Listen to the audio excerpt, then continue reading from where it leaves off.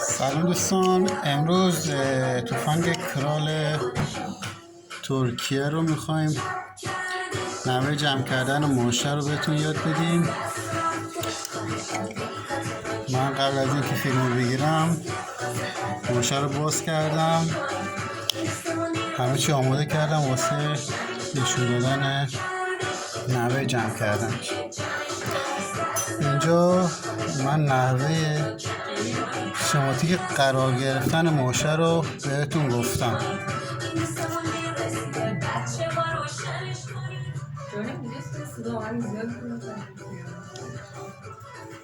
ببینید توی قسمت ماشه اگه این صورت قرار بگیره این میاد به این صورت، این فنر به این قسمت جمع میشه که روی پایین هلش میده، بعد این به کنار، این قسمت از داخل قرار میگیره، پین بهش وصل میشه، بعد یک فنر هم داره، این فنر هم بهش باید وصل شه از زیر به این صورت میاد روی این پیمی که اینجاست. این فنر وای میسه که به این صورت اینو هل میده سمت بالا. خب بریم جمع کنیمش ببینیم به چه صورت.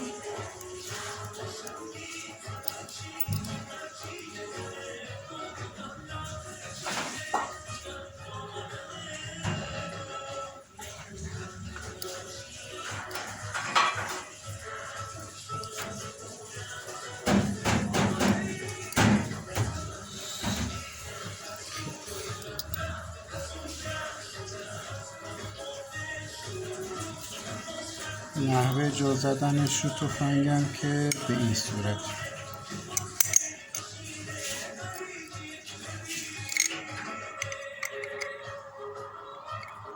باید این قسمت قلاب روی این سواش میبینید، نباید بیفته داخل تفنگ.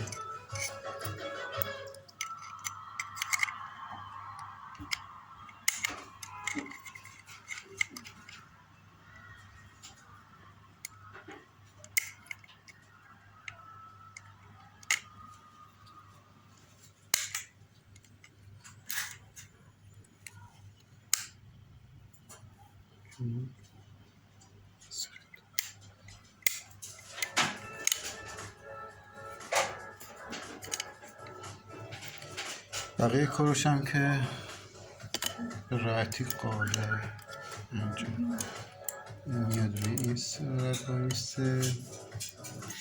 فنرش هم که سر جاش میندازیم و گیراش هم که میذاریم سر جاش.